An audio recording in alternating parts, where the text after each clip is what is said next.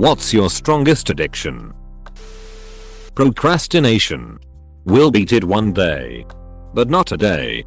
I swear, I'll do it tomorrow.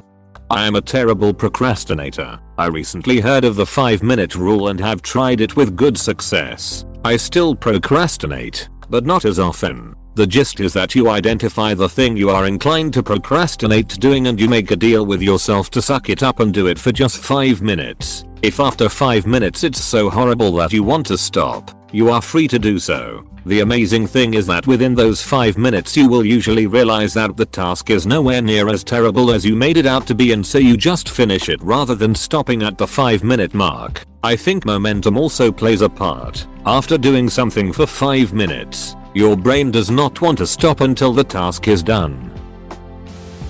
Cigarettes bad man. Depressing how little willpower I have. And it's everywhere and you can consume with very little stigma. At least with hard drugs they're not in every store, restaurant, and gas station. Well, not in most neighborhoods. I've almost killed myself from alcohol withdrawal in the past, and let me tell you, sugar addiction and withdrawal is real and sucks. It can take months of abstinence to get your brain to quit craving it. You have the power over it because you've recognized the addiction. Cut that shit out completely and weather the withdrawal. You've got this. Browsing Reddit instead of working. Doing this right now. Supposed to be in a Teams meeting but browsing Reddit instead. Benzason, probably this stupid fucking phone I haven't put down all afternoon. I've only taken Benzos a few times from prescription, but never again. It finally clicked for me that Benzos don't remove your anxiety. They just kick the can down the road, like you go into anxiety debt, and the longer you're on Benzos, the higher the interest rate. Sooner or later, that debt comes due.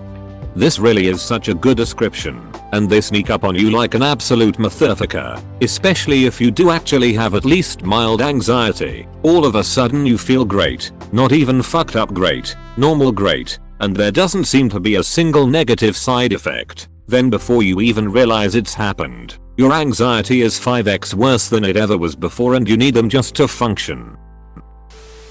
Caffeine. I feel this so hard. I don't drink caffeinated beverages to wake up anymore. I drink them just to feel remotely normal. I got to a point of drinking 6 large cups of coffee a day, but I never felt abnormal after realizing I needed to quit. But the headaches are a bitch. Some of the worst I've ever had. For real though, I've been trying to take a couple months off to try to reset my tolerance for like 10 years now lol. Still haven't done it. Sleeping. I love to sleep and no matter how much I have it, it's never enough. Edit. Thanks for the replies but no, I don't have sleep apnea or any medical condition. Nor do I feel tired after sleeping. I'm perfectly fine with a normal 7-8 hours of sleep. But if I can manage a nap here or there during the day, I take it as a way to relax and recharge. Dude, I fucking feel this so bad. I'm apt to sleep right now. I just woke up and feel sleepy again. Chewing on something, anything really. Actually, that may be more instinctual and necessary than previously thought. I read in Breath, by James Nestor, that our ancestors chewed for 3 hours a day on average, and that the chewing motion actually stimulates stem cell growth in the space between the bones in our jaws. Wild, I know. Not going to bed when I'm clearly tired. I wouldn't say this is my worst addiction, but this is definitely me. For me it's because nighttime is the only time I have to myself that is quiet and peaceful, so I stay up playing games until 1 AM every night and I have to get up around 5:30 AM, so I am always tired and miserable all day. But then nighttime rolls around and the kids' wife are sleeping and I get a second wind and wanna enjoy my quiet time. Pretty much what I do in a cycle. Sleep for 5 hours a night so I can have me time. Then after like a week of that, crash right after work and sleep for 12 hours straight from exhaustion. Heroin. But I am 3 months sober and in treatment for the 3rd time. Keep the faith. Good for you. Hope you will win. You got this, brother, I believe. I like how reading the comments here, one moment you're like haha funny and then the next comment someone talks about their heroin addiction or some other serious stuff. It's a roller coaster of emotions. I'm genuinely surprised at the lack of meth addicts tbh. Edit. My highest upvoted comment. Oh, Reddit. Staying true to form. P. Watching procrastinating YouTube hours and hours on end. Where can we get help? On YouTube. Watching productivity videos instead of being productive is my life at this point. Destroying my life in new and creative ways. I slam the reset button every few years. Keeps things interesting, I guess. What happens when you press the reset button, leave everything, disappear, and get a new identity? Depends, I guess. Most recent was a divorce, so in a way I left a lot behind. Moved to a new area, lost some friends, made some new ones etc.